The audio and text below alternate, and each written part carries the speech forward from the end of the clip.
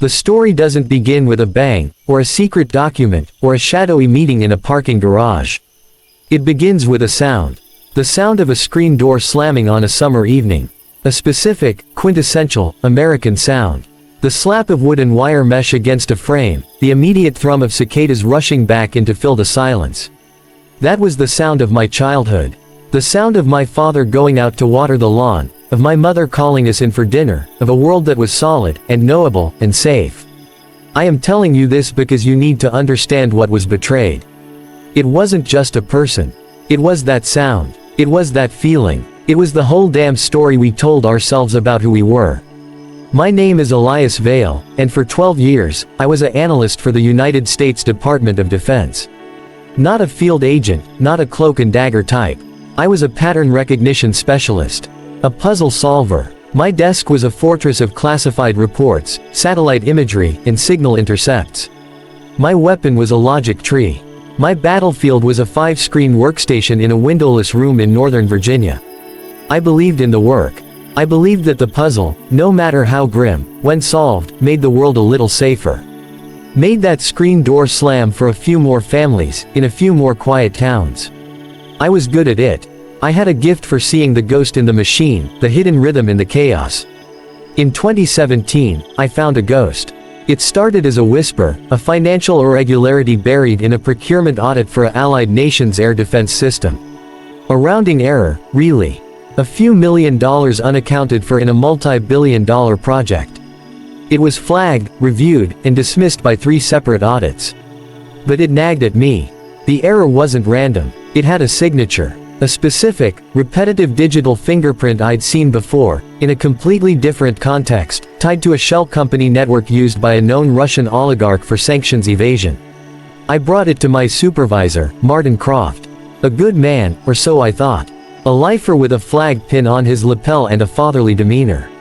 He listened, nodded, and told me it was an interesting coincidence, but that I was connecting dots that weren't meant to be connected.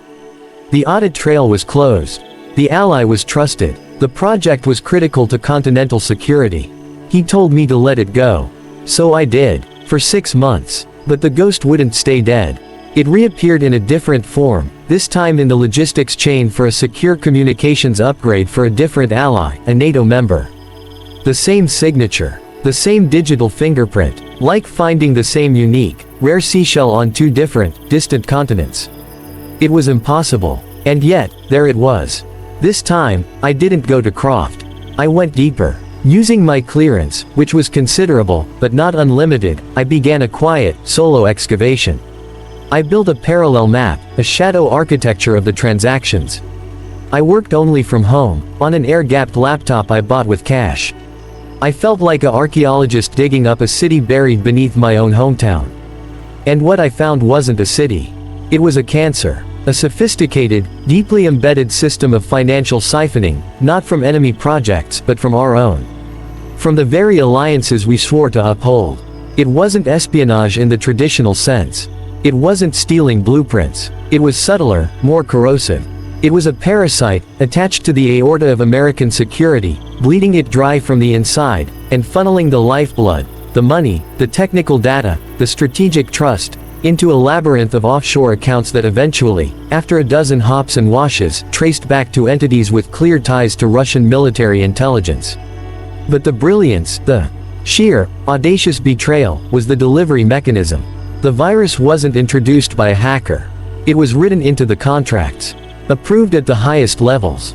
By Americans. The night the final connection clicked into place, I didn't feel triumph. I felt cold. A cold that started in my stomach and spread out to my fingertips.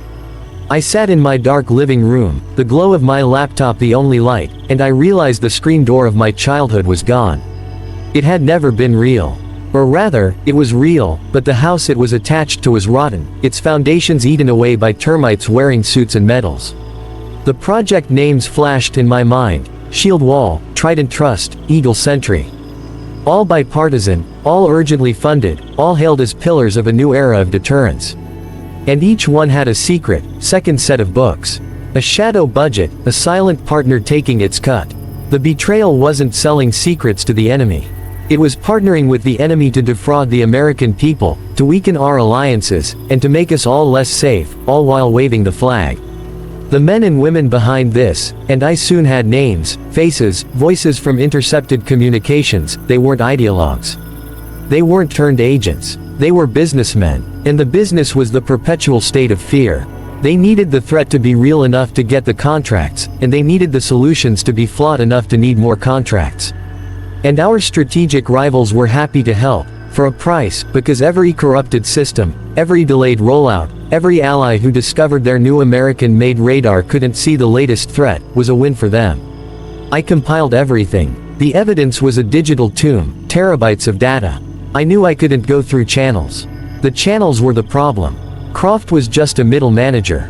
The rod went higher, much higher. I made a plan. I would go to the Inspector General. To the Senate Select Committee. I had a contact, a staffer for a senator with a reputation for integrity, a woman named Aris Thorne. I set a meeting, for 3 p.m. on a Tuesday. The Monday before, Martin Croft called me into his office. He wasn't alone. A man I'd never seen before was there, sitting in my chair. He wore an expensive but understated suit. He had the calm, placid eyes of a deep-sea predator. Elias, Croft said, his fatherly warmth gone, replaced by a flat, administrative tone.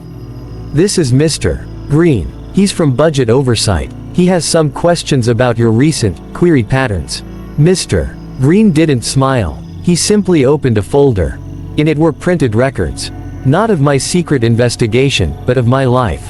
Bank statements, mortgage records, my wife's boutique's quarterly filings, my daughter's private school tuition. Highlighted in yellow were anomalies. A cash deposit I'd made to buy the air-gapped laptop. An unexplained afternoon where I'd taken personal leave, the afternoon I'd met with a low-level source in the procurement office. They had constructed a mirror prison of coincidence around me. We're concerned, Elias, Croft said. Your financials show stress, unexplained cash. Your work patterns have become erratic, obsessive. You've been accessing files tangential to your duties. The system flags potential, insider threats. People under financial or psychological strain. I was speechless. The sheer, inverted audacity of it took my breath away. They were framing me for the very crime I was uncovering. Mr. Green spoke for the first time. His voice was soft, almost kind. We think you need a rest, Elias. A long one. Voluntary medical leave. Get your house in order. The alternative, he said, tapping the folder, is a security review.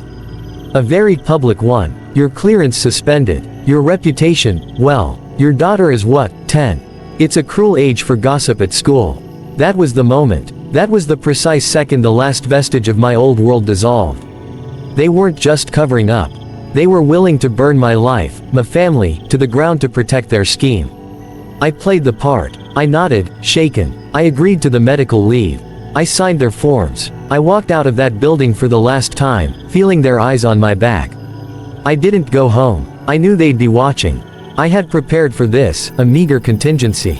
A go bag in a locker at a bus station. A burner phone. I called Aris Thorne's staffer from a payphone. The meeting was off, I said. Compromised. I had to disappear. I heard the fear in his voice. He understood. He gave me a number, a secure line, and told me to call in 48 hours. For 2 days, I lived like a ghost. Cheap motels, paying cash. I watched the news. There was no mention of me. The silence was more terrifying than any alert. They were giving me rope, seeing what I would do. On the third morning, I made the call. The voice that answered was not the staffer. It was Aris Thorne herself. I told her everything, in a rushed, frantic whisper. I gave her the digital keys, the location of the encrypted data dead drop I'd set up. She listened without interruption. When I finished, there was a long silence. Then she said, Mr. Vale, what you have described is profoundly serious. You must turn yourself into the authorities immediately. You cannot be a fugitive with this information. But something in her tone was wrong. It was too measured, too scripted.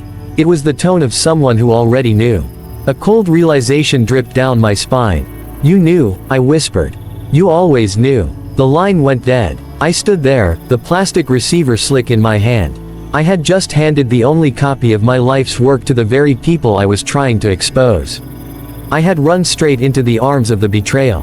It was then I saw the first car, a dark sedan, turning slowly into the motel parking lot. Then another. What followed was a chase, but not the kind you see in movies. It was a slow, bureaucratic, legal chase. I was arrested not for espionage, but for violation of the Computer Fraud and Abuse Act, for unauthorized access to classified systems. My carefully compiled evidence was dismissed as the paranoid fabrications of a mentally unstable employee facing financial ruin. My secret data was said to be a clever forgery, a digital collage I'd created to support my delusions. The narrative was airtight. I was the insider threat. Croft testified, with regretful tears in his eyes, about his concerns for my well-being. Mr. Green was presented as a diligent public servant. My evidence was never heard by a public court. It was adjudicated in a closed FISA proceeding.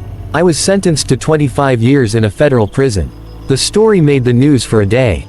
Rogue analyst sentenced for massive data theft. A photo of me looking wild-eyed and unkempt. The screen door was not just gone, it was now a weapon used to bludgeon my memory. I was the monster from the quiet town, the betrayer of trust. I have been in this cell for 7 years now. The betrayal is complete. But here is the final, cruelest twist of the knife. I am not writing this from a place of defiance. I am broken. The world believes the lie. My wife divorced me. My daughter, now a young woman, believes her father is a traitor. She has changed her name. And in the quiet hours of the night, even I sometimes doubt my own memory. Was it real? Did I see a pattern where none existed? Did the stress of the job finally crack me? That is the ultimate goal of a betrayal this deep. It doesn't just silence you. It erases your own truth. It makes you complicit in your own destruction. They didn't just steal my freedom, they stole my reality. So I speak this into the void, a continuous testament with no pause, because a pause would mean I have to breathe, and to breathe is to feel the weight of the lie that has become the world. The projects continue. Shield Wall, Trident Trust. They are operational now. Flawed, vulnerable, expensive monuments to the crime. And every time a government signs a new contract, every time a politician gives a speech about national security, every time a screen door slams on a quiet evening somewhere in America, the betrayal is there, woven into the fabric of the sound itself. It is the sound of money changing hands in a silent room. It is the sound of trust dissolving. It is the sound of the termites, chewing steadily in the dark, long after the house has been condemned. And I am the only one who can still hear them. But I am just a voice in a concrete box, telling a story no one will believe, about a ghost that no one else can see, in a country that has already forgotten my name, and in doing so, has forgotten its own.